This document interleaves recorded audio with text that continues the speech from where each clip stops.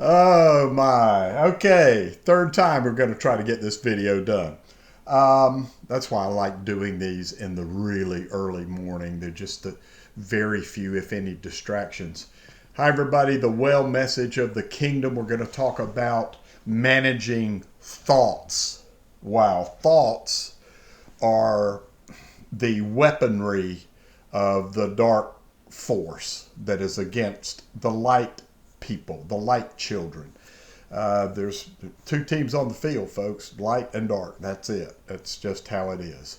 So, one of the main things that dark ones do strategically against those of us that are the children of the kingdom is thoughts. They fire thoughts into our mind. If you'll remember in Matthew chapter 6, Yeshua was talking about take no thought about tomorrow, what we're going to eat, what we're going to drink, what kind of clothes are we going to wear. But seek first the kingdom of God the Father and his righteousness or his right ways, and all these things will be added to you.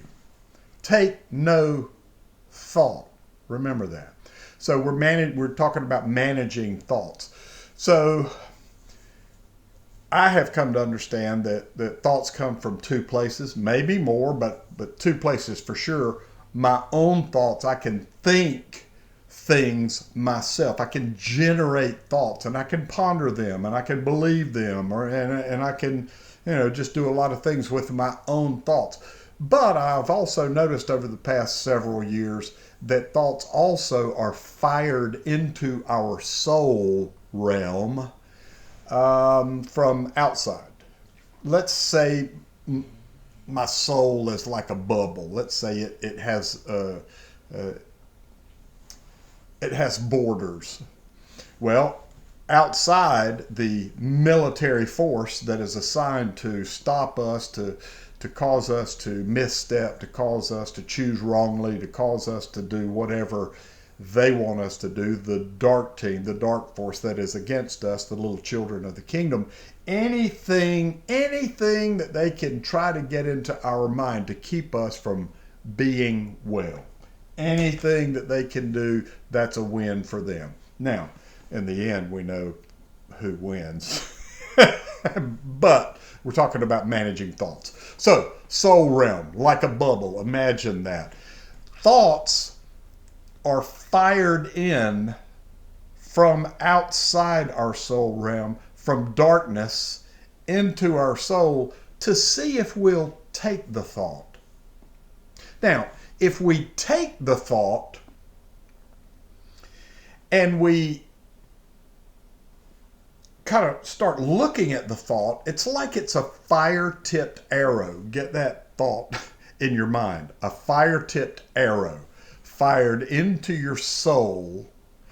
And if you take the thought, it's fire-tipped, and you notice that there's like a scroll wrapped around the shaft of the arrow. And if you take that scroll out and read it and believe it and start putting words to it, voice to it, hey, this is real, this is true, this is that, this is the other. If you believe and speak the thought fired into your soul from darkness, wow, it sets your soul on fire. That fire tip on the arrow, it just kind of settles in, and then you got a fire going on in your soul. Okay? Wars are started that way. Just unbelievable things are started by one thought. So, thought fires in, boom, into your soul realm. You take it, you observe it, you peruse it, you think about it, you ponder it, you believe it, you speak it. Now, as you're speaking it to others, now you can speak it to yourself in belief, but you can also speak it to others to see if they'll believe the same thought that you had. When others believe it and they start speaking these dark thoughts that came into your mind first, then the fire spreads. It goes from your soul to their soul to others' souls. And again, that's how the thought can spread. Now, that's the first option. Fire-tipped arrow thought fired into your soul from the dark forces that are against us comes in, you take it, and you're going to do all that. Well, what if you take the thought and you realize, whoa, this is not good. This is not, and you let go of it. Imagine this. Use your imagination. It's a good thing.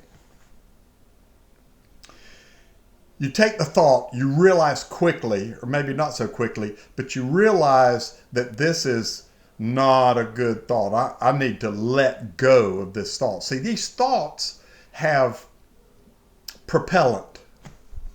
You know, an arrow it's shot through the air.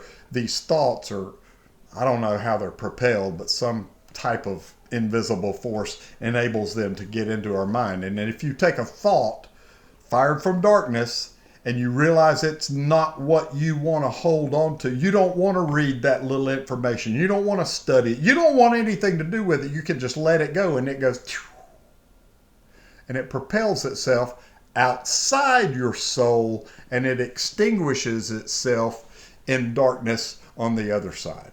So, first scenario, thoughts fired in, fire-tipped arrow. Comes in, you get it, you look at it, you believe it, you speak it, others speak it, and it becomes a firestorm.